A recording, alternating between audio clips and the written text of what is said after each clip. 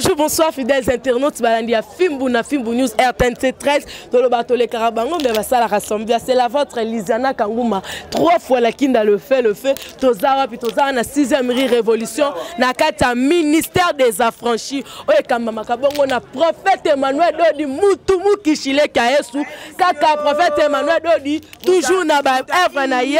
Donc nengeka balobi chaque année 3 fois là ne tokena on a 4 ya mama koko on a 4 fois non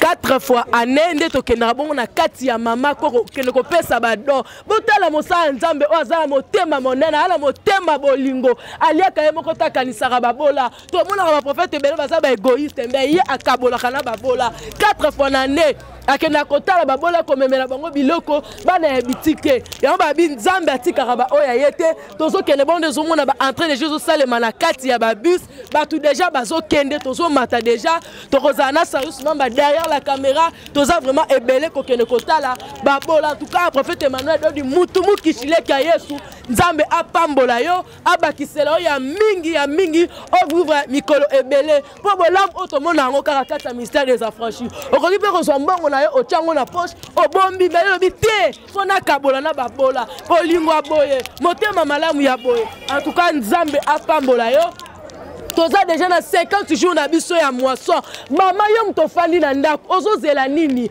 yaka ozolobiko na yo moisson komi dala ko kende ko sila yaka okota ba prière okota mabondeli nzambe a exaucé numéro ezaka kaona bo continuer ko benga bana monde entier partout dans le monde entier bo continuer ko benga numéro ezaka kaona moisson miracle minene ezo salema awa mystère des affranchis ba sida ezobika ba cancer ezobika ezaka soko asambeli le bina c'est fait. Bonjour Sandralina. Bonjour la kinda le fait les chauds. Bonne santé à ça. Santé qui to connaît to messana ko kende na mama koko 4 fois par année. Tozo kende ko kabola o biso prophète azwa kaka. Ali araye mokote azaka va passer hôtel zimbo mabonja ke na hôtel ke na nganda kapela ali ngulu amema sanga alangwe akela ali mwasi sœur na église. Awe sala kabongote. Awe sala prophète Samson abika.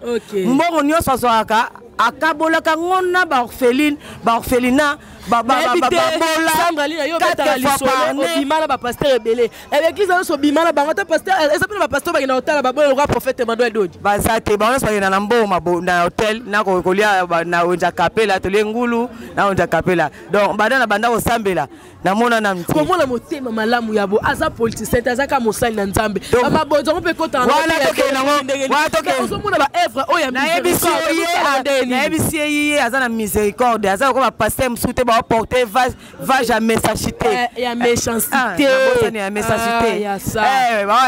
donc hymnis miracle pas nezali yanzi hymnit mutabiki atelo bon c'est fait aussi makambo comprendre des na bandako bazo yate ba 50 jours ba prière à moisson zo salema na ebisi bino osoko zo yate mitali yo za na volonté de vivre té il faut za na volonté de vivre on a posa mokile pas na biso des abo ato comme na sida so za na volonté de vivre obika aussi cancer ezobika lokola lianzi hymnit c'est fait mambo esili oya biso tutuka te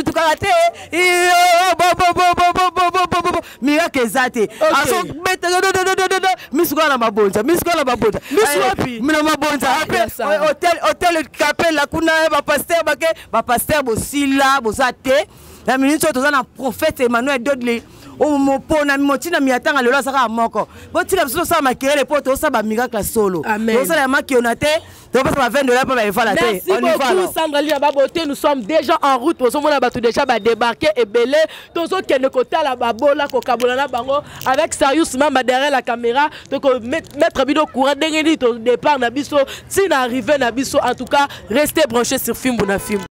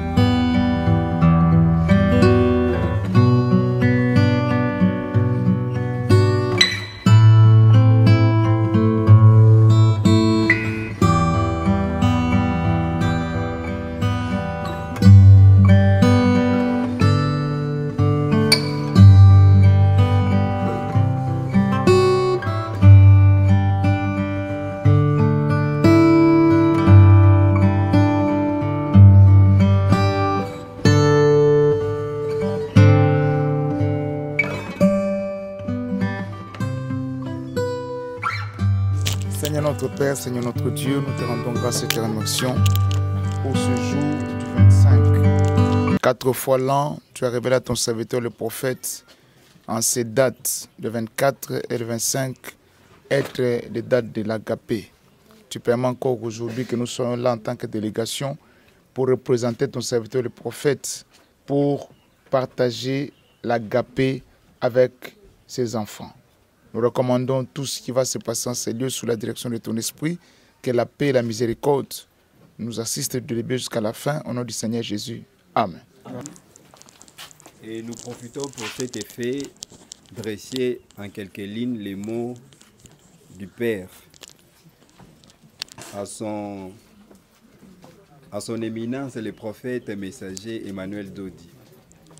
Prophète Emmanuel Dodi et chers frères et sœurs du ministère des Affranchis, au nom des enfants et à mon nom personnel, je tiens à vous exprimer nos sentiments de profonde gratitude pour cette énième visite que vous rendez aux orphelins et aux enfants abandonnés de Kimbondo. Vous avez toujours été à notre chevet, particulièrement à des moments difficiles.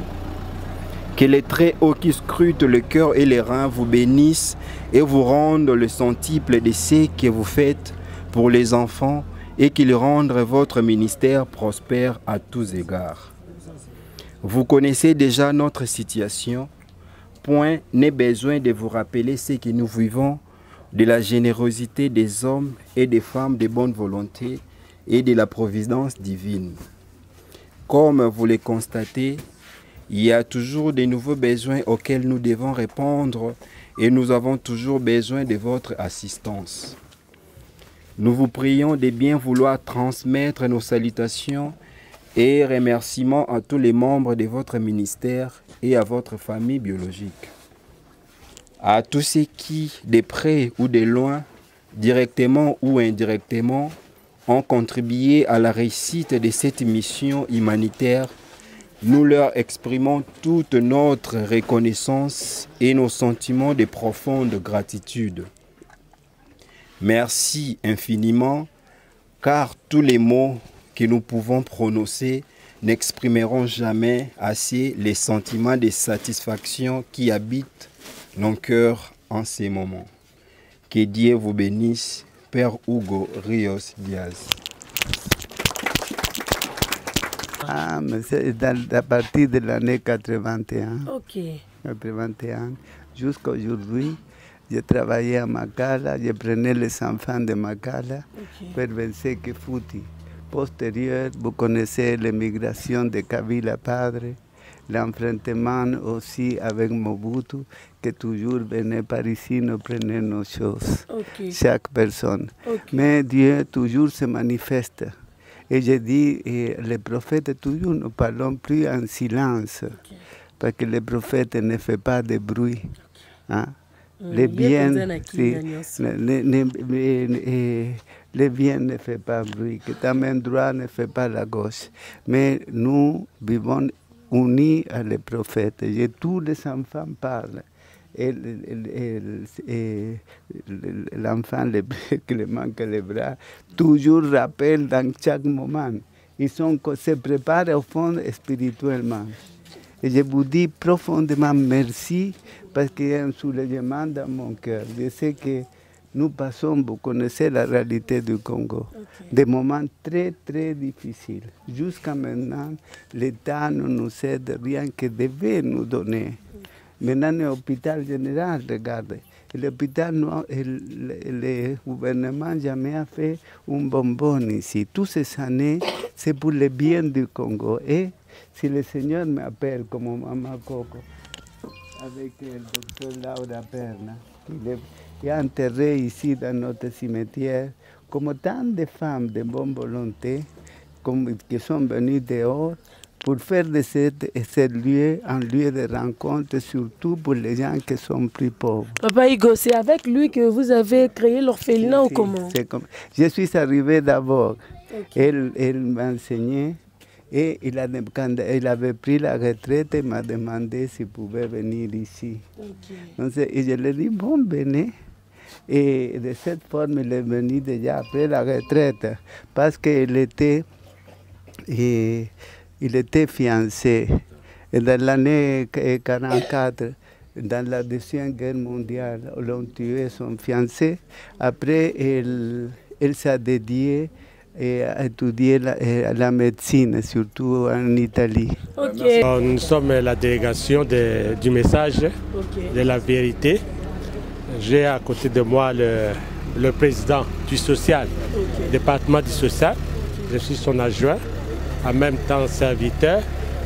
Alors, je crois que je voulais m'adresser au Père. Mon Père Igor, encore une fois, nous voici devant toi pour célébrer là une fois notre agapé. Nous avons plus de joie quand nous nous retrouvons avec vous parmi les orphelins. Parce que une église vivante, c'est celle qui s'occupe des orphelins et des veuves.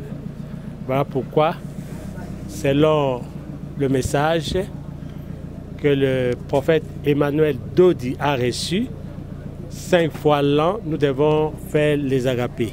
Ce n'est pas 4 fois l'an, 4 fois l'an. C'est le mois de mars, juin, septembre et puis décembre. Voilà. Donc voilà pourquoi nous sommes là pour ce mois de juin, pour, n'est-ce pas, partager cette occasion qui est pour nous un moment de joie. Parce que ces enfants aussi ont besoin de se réjouir. Voilà pourquoi, au nom du prophète messager, nous voulons vous remettre cette enveloppe. Merci beaucoup. Aux mains propres pour célébrer cette occasion. Je ne sais pas votre impression de voir le geste que le prophète Emmanuel Doda fait en pensant à vous et à tous les enfants que vous encadrez. Je crois qu'il est venu ici, il a vu la réalité. C'est l'union de cœur, hein, c'est le plus important et que nous unissons dans la même mission. Hein. Les enfants toujours pensent à eux. Hein. Toujours. Déjà, Gilles, il me dit toujours telle date. Quand vous êtes commencé ici, ils n'avaient rien. Non? Ils sont venus ici en regardant, mais eux-mêmes, ils sont partis à le dire à lui. Hein? Donc c'est pour dire que c'est la providence de Dieu qui se manifeste toujours dans tous les moments de notre vie. Et tout est très important parce que maintenant, on ne sait pas comment payer le personnel. Par exemple, les enfants, les filles qui vont étudier, payer la scolarité. Demain commence le baccalauréat, que vous connaissez que pour donner, se doit payer nos enfants dans le baccalauréat. Donc toutes ces choses servent comme si le Seigneur, Dieu, il s'envoie avec les prophètes ces signes d'amour et tous ceux qui collaborent avec lui. Ça signifie toute monnaie. Je vis de toute ma vie ici. Hein. Je ne sors pas n'importe où. Et même la nourriture, une fois par jour, parce que notre vie doit être aussi pour le Seigneur. Et je me dédie avec ces enfants tant des années. Et ma grande souffrance actuelle est que si le Seigneur m'appelle, la nuit, il est mort un de les bébés. Merci beaucoup. Oui, comme vous le savez, cette enveloppe que vous détenez entre vos mains n'est pas l'effort seul des affranchis de Kinshasa. Cette enveloppe, c'est pour tous les affranchis de l'univers entier. Monde entier. Vous savez que le ministère des affranchis s'installe partout. Alors, cette enveloppe, je pense que c'est pour tous les affranchis. Ils ont pensé à vous comme d'habitude. Peut-être vous saurez que, sauf les affranchis de Kinshasa, non. Il y a des gens d'Europe, il y a des gens de province qui ont dit contribuer pour venir voir ces enfants. Donc nous sommes venus accomplir notre devoir, donc celui des œuvres de la foi. Comme vous le savez, une foi sans œuvre, et donc elle est morte. Alors, comme d'habitude, c'est chaque le 25, 3 mois après, nous descendons sur le terrain. nous sommes venus avec la presse et tout le monde ici pour venir rendre visite à nos enfants ici. Voilà, je voulais tenir à préciser ce point-là pour que ceux qui ont envoyé leur argent sachent que cet argent est arrivé entre les bonnes mains. Un message fort, vous ne pouvez pas lancer un message fort au gouvernement pour le soutien. Jusqu'à maintenant, existe tout un procès, mais jusqu'à maintenant, on ne reçoit rien. Rien. Merci beaucoup, merci beaucoup.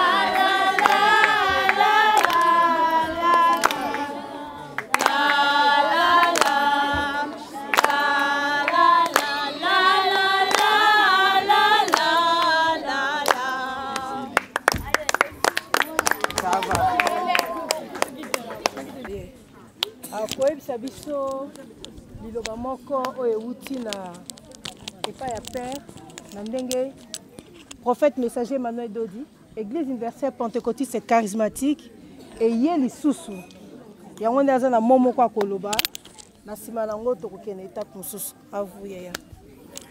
Merci de plus pour votre présence. Et à cet effet, on allait justement renchérir et argumenter davantage nos remerciements. Vous qui venez toujours nous soutenir 4 fois l'an, le Père l'a expliqué d'une manière pour dire que même les enfants s'en souviennent toujours. Même les enfants, à l'instar de Gilio, connaissent bien les dates à laquelle vous venez toujours nous rendre visite avec votre soutien qui est pour nous un ouf de soulagement. Et pour ce faire, nous ne pouvons que vous remercier et nous formulons des prières à votre endroit, bien plus particulièrement au prophète messager Emmanuel Dodi. Et nous disons que votre assemblée puisse prospérer. Vous nous bénissez à travers les dons que vous nous apportez et nous savons aussi que vous priez pour nous. Et de la même manière, nous aussi, nous prions pour un papa, nous prions pour une maman, nous prions pour une sœur ou un frère inconnu.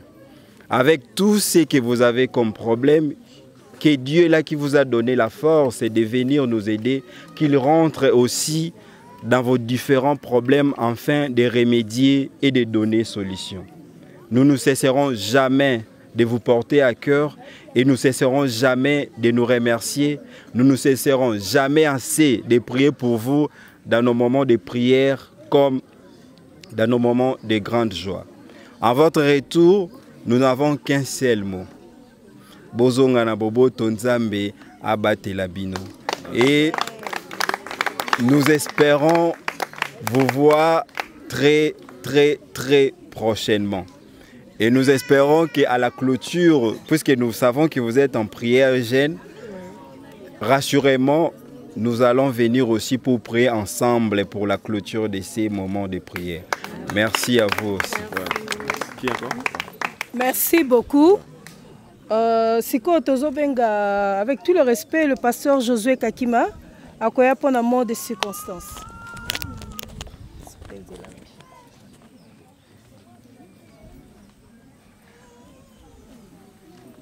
Merci beaucoup. To pesiba sombote na koma nkolo Yesu.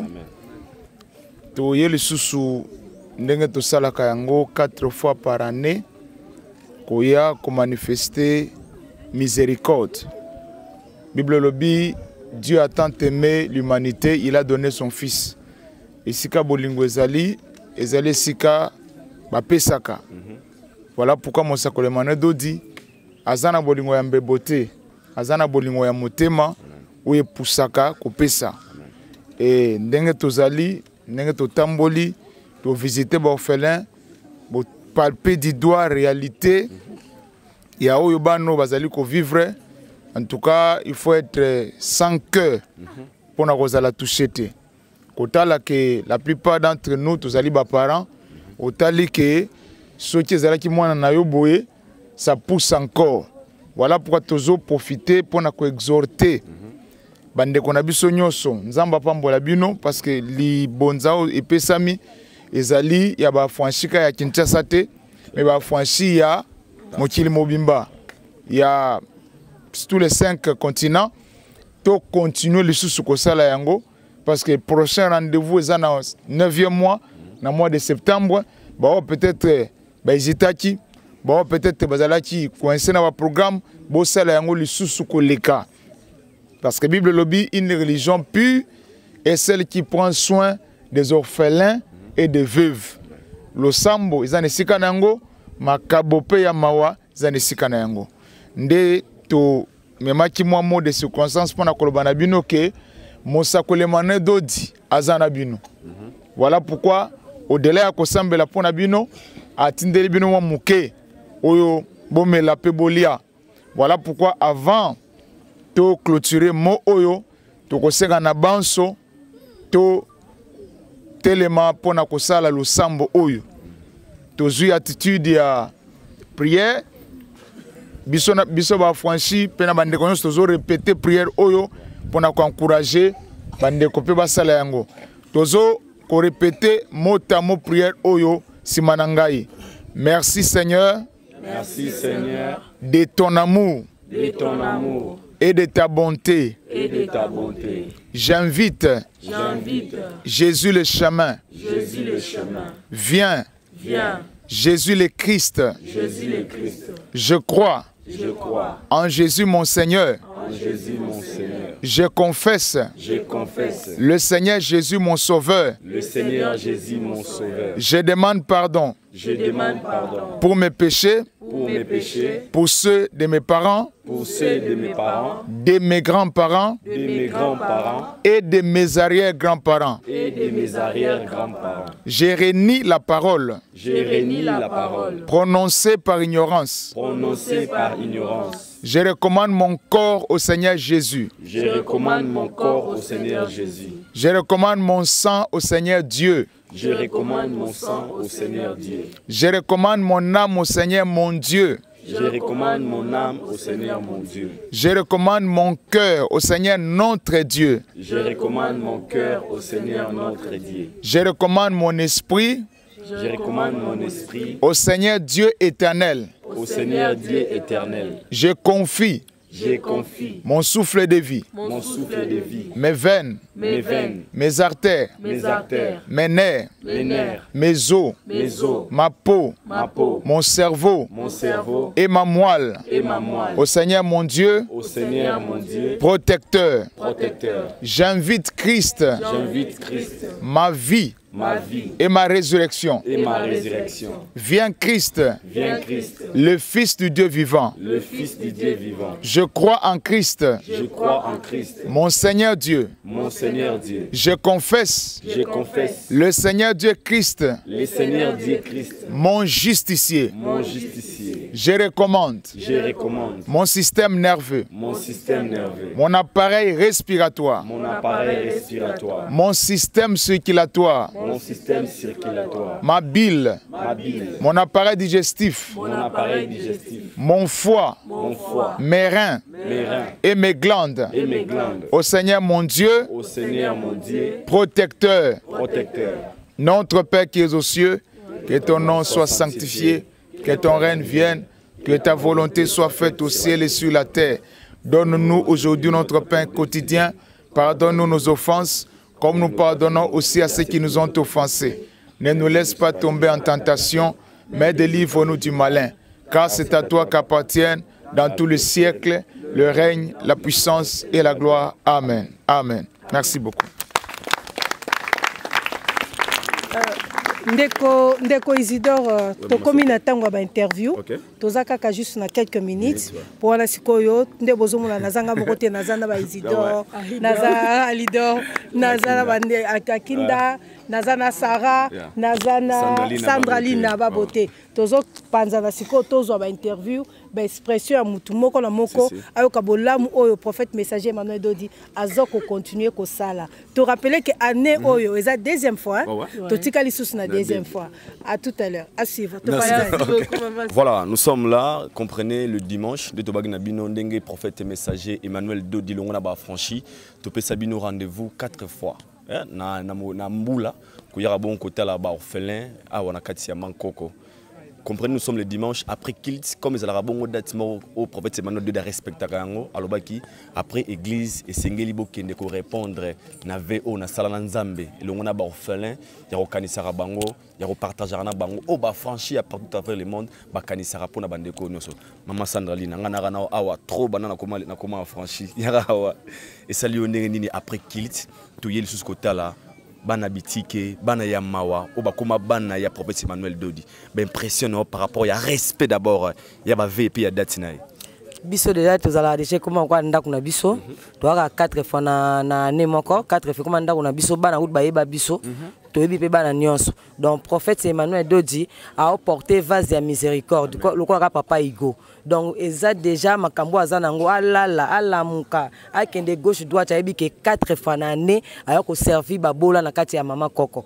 Donc bana oyo bazalo kwa biso tozara na ba parenté biso utulelo tokena osala ba vino ba 14 ans to lesa se baleki mais bango lelo nzambe asali bango 14 ans nzambe asali bango grâce à nani père Hugo asaleli bango eloko prophète Emmanuel Dodi oleka 4 fois po bazwa te eloko akolia ya kotanga ya bilamba. En tout cas topesaka prophète Emmanuel Dodi merci ya mingi to mona na biso basala nzambe mais lokola prophète azate mate ya tozolo ka lelo o tozo mona misu ya lelo makambo ezo sala na mama koko ya kilelo kako prophète Emmanuel Dodi osala ngo do azo porter pena vase ya miséricorde bino ba pasteur bo porta pena vase ya messagité bokena ba mbonga mabonja na ba kapela ba hotel banini botika bokeli felo na suki wana so na continue na bino na kolongola bino bilamba na losambo mabe.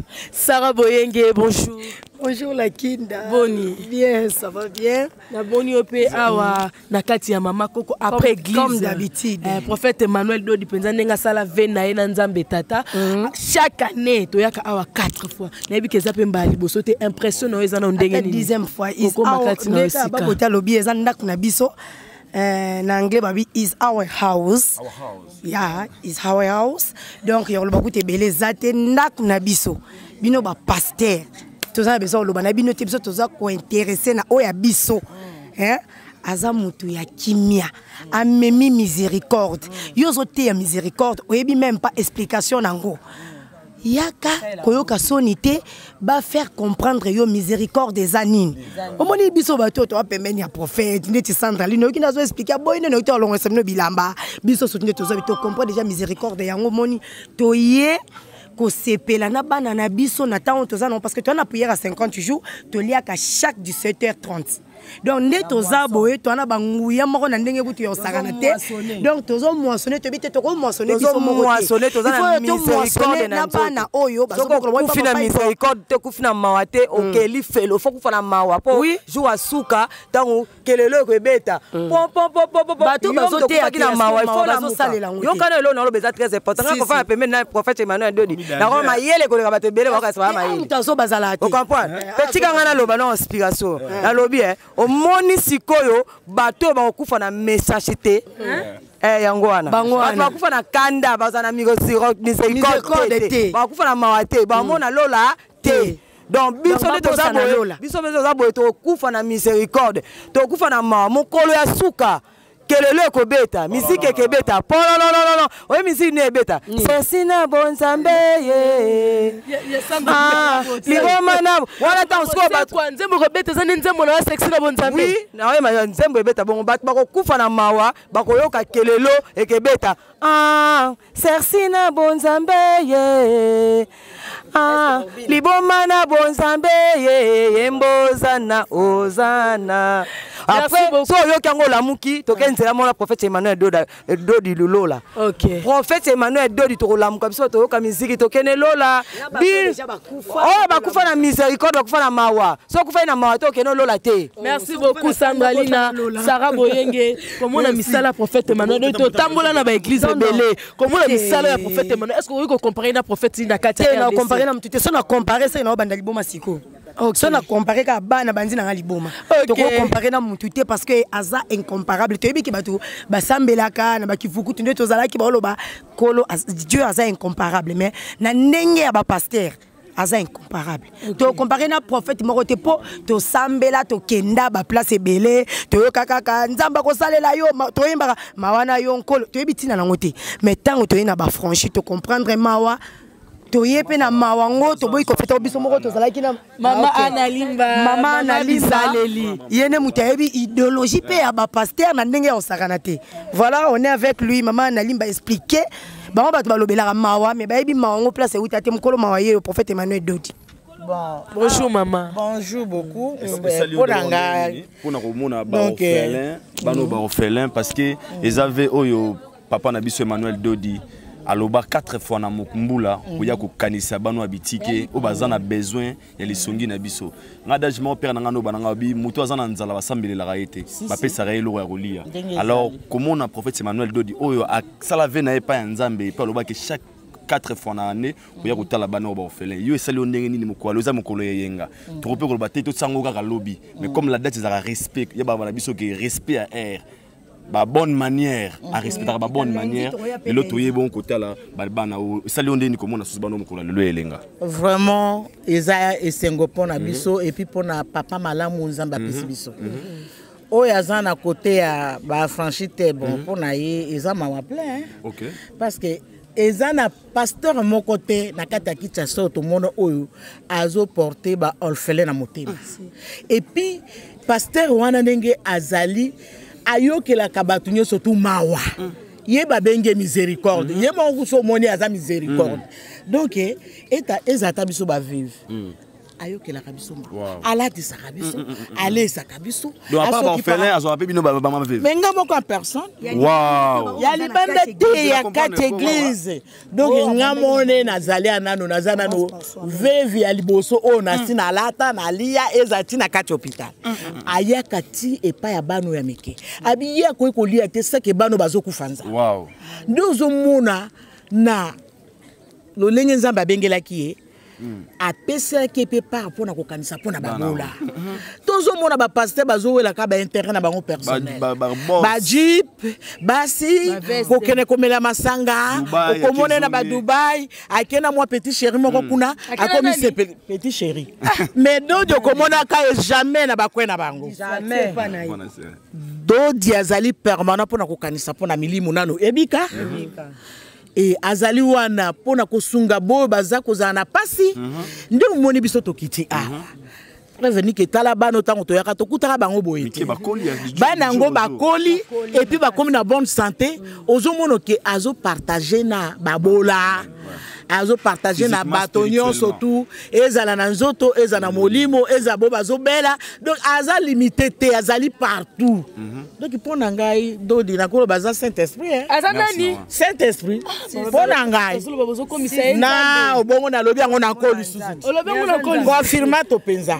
Merci beaucoup. Nous sommes toujours ensemble. Je vais prendre aussi notre papa qui nous a accompagnés. Impressionné. Bonjour papa. Bonjour. Bonne santé. Très bien. Combien de fois déjà vous avez visité Bana? Plusieurs fois. Plusieurs fois. Comment on a prophète Emmanuel Dodindenge Anzima cause engagement oyo ya koyaka kotala kabana esengo nono ezalaka nini?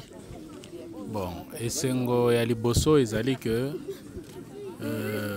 ye nde azwa révélation oyo. OK. Et révélation wana eza susupona été. C'est nous les bénéficiaires. Donc biso batu tozo landaye na nzela wana c'est pour notre bénédiction. OK. Donc eza participé mawa ya kotala. Oui, parmi banoyo, il y a des orphelins, il y a aussi des enfants abandonnés. Tatana mama oyo bazana bomoy. Batika bana na bango awawa. Baolimbi samate. Bakimi mokumba baolimbi. Mais toko connaît bon peut-être pas difficulté à vivre monde ke ba ko na bango te. Toza na terre arable. RDC zamboko e pambolama lona bilanga. OK. Lona hectare sote plate bande ya matembele ya ndunda okoboko la bana. OK. Mais ba oyo baza penza ba orphelin eza mokumba lokola basi ba na orphelinat tozo mema yango biso na église universelle pentecôtiste na Emoniseli. Il y a le prophète messager Emmanuel Dodi a pesi biso vision wana pour notre bénédiction. OK. Toko sala yango pe toko sala ka yango sima ya visionnaire na biso je vois comme si nanu to comité. OK. Mais dans les jours à venir, toko zala so to komi place oyo. Bako beta ta ina ne bando somba susu elorote. Ah? Oui. Dans les jours à venir. Je vous dis, dans les jours à venir, et que la soki une fois, basali provision ya une année. Ya une année mobimba. Donc la franchise vous a motivé pour cotiser pour une année. Donc tu y a une fois mais biloko na to so manam bon trop ça. Basali na ngone. Les tanto ça la 4 fois par année, bazala na provision ya 4 ans. Je vous l'ai dit. Merci beaucoup. Nazapela maman aimée fait awa. Wazali pe maman biso kati na ba franchi. Bonjour maman aimée. Bonjour sœur. Boni. Bien. Maman aimée. Yoko tu na retourne sur ba question belé te lo ba ka impression no lisusu. Comment na misala prophète Emmanuel Dodi ndenge zo continuer ko yaka kotala ka ba fele awa na kati ya maman koko. ngai pona ngai ezali eloko azotambola nango kati parce que mosala nzambe ya solo bayebaka ye ndenge nini na kokokisa biloko nzambe tata ayebisaki ye eza te ke opona oyo na kosala te ye nyonso asalaka lolenge nzambe tata atangisa ye yango mpe omoni biso mokolo ya lelo toye kotala borfelin mbule beta libulu etimolaki awa bafranchi bayaki kaka nzele ekatanaki bafranchi bayaki kaka date wana tolongolaka yango te ezali selo nzambe tata ndenge apesa na motindami na ye yango ngai nakoloba nazaka toujours na esengo mpe ntango namonaka ye kokokisa biloko wana kati naloba oyo aza mutu te mpo so mutu na nzoto boye okoki mpe kolembo nalembi na ngai aza mutu nzambe donc nzambe tata bazoloba bino bozokomisa prophète nzambe bokomi kozoye lokola nzambe mameme na yo kosusu lobi susu likambo yango mais soki bango balingi bongo te biso tolingi ngai par exemple so nalobi kaza mutu nzambe nayebi oyo asala kati na ngai ozo comprendre même otuni baorphelin oyo bakobenge mutu nzambe nani yango alekaka aye kotala bango latia mbongo na libenga ube akende kosala mbiasa somba ndako na eza mutu nzambe mutu azobikisa bato bapipi na par exemple oyo bapesaki eliki ate ye abikisi ye mutu nani akoko sala ba miracle lolenge azosala nani akoko koyokela bato mawa nani akoko lesa bato nani akoko pesa bato liloba tango soki mutu nzambe te abatika ya vanda umela nzamba pambola. Merci beaucoup ma mère. Bonjour pasteur Caleb. Bonjour ma sœur. Bonne santé. Tous en malam. Pasteur Caleb na monio lisusu eza ya première fois te combien lango biso ba franchi aptitude comment na kabolingo prophète Emmanuel Dodi azo mema miséricorde azo porter ko kabola na bana o ya borfelin esengo na yo eza nini? Oui. Eza question malamu parce que prophète Emmanuel Dodi ayene eloko asika na mboka Congo. Plus ayene eloko asika esengeli batu nyonso bazala nde sima na ye ya pasoli nzela po congolais nyonso asala nini alanda modèle na ye. Komona bolingo ya azo manifester envers borphelin envers bateau et pesameli mutu nyonso te. Donc c'est parce que ayena calendrier na katia programme ya yenango calendrier wana nde azo landelela ngo selon modèle ba pesaki na lola. Parce que Moïse a tongaki tabernacle selon modèle amona na lola. Et yepe azo tonga sikoyo église na temps otoza selon modèle oyo yepa moni na lola nda azo pesa. Yango moni 4 fois l'an tobani na mois de mars to na juin tokoya septembre et puis décembre tokoya ko visiter toujours bano. Donc prophète Aza l'unique dans son genre. Zengamam. Mutumukishi. Voilà. Lekia Yesu. Mufukulu Abantu. Voilà. Yewana donc na esaleli na ye Aza incomparable. Merci beaucoup pasteur Caleb. Fidèles internautes bandi ya Fimbu na Fimbu News RTL C13 Lizana Kanguma 3 fois la kinda le feu. Toza déjà on Katia Mama Koko prophète Emmanuel Dodi Mutumukishi Lekia Yesu Zengamam Mufukulu ya Bantu. Un prophète est à Paris, Dieu a visité son peuple à travers le prophète messager Emmanuel Dodi. Partout dans le monde entier, misala ezomona na ba cancer ezobika, ba sida ezobika, maman papa yo kakande mutu ozoyate. Problème na yo eza na solution na kati ministère des affranchis. Numéro eza kakawana. Bo continuer ko benga na lobaki so bozu numéro wana te, bo bengi ne fils kata biso to ko yeba ndenge nini ya ko orienter bino. Et surtout peut tozana 50 jours na biso ya prière ya moisson. Nazanga mokote nazana Sandrali na babote, Aïdor Bokola et Pembe certifié na Sarah Boyenge. Et directement je passe le micro à Aïdor Bokola. Aïdor Bokola. Bon, on a pesi merci na mokolo ya lelo. Ndi na baki prophète Emmanuel Dodi Mutumukishi. Na respect à Zaranango, à terre biso ba bonne manière et après ça la venae 4 fois l'an, ya rota là-bas na ba bitike. Et l'autre qui respecte après culte, tu vas tourner comme d'habitude, côté la bana oyo ya mawa, bano bazana besoin na biso, na moi aide, oyo to kanisa ba franchi tout à travers le monde, on te pesi merci prophète Emmanuel Dodi. Na bato tout bazana pour ça payer les songi, balinga ba kota la moi na 4 rythme, le numéro est là ba go benga moi sumuke ozanango, ba kisi pour ça la ke au contribuer pe na musala. D'abord premièrement, on a yebi prophète Emmanuel Dodi, miracle et comment mon messono. Et le repamba. On a le belo wana. Au moni biso pe to ba chrétien. Mais tu dis comment maramboué quand on a l'église auto kindara. Il y a d'autres miracles que mon a passé les miracles que mon a ébanité. Et ça sera difficile à repérer. Il y a moto babiki ça ébani, ça moto solo. Baro quand ça va miracle la makiona. Pipina baza ba grand ba prêtre. Jean Pipina Mosenzi. Il y a diamant. Oh Jiba Yemba. Si moto bongo roko seli makambote. OK. Est-ce comprendre? Azana Eva là. Eva là oh. Ouais $20 église équité église mon na souhaité. Pas quoi ça miracle. Pas quoi ça, tu monter à ta pasteur en réunion. Et là on a très important. OK. Batumi basala ba miracle. Ba pona bato besoin de difficulté à retrouver. OK. Biso kenda dossier sida to kenda tina ngaba.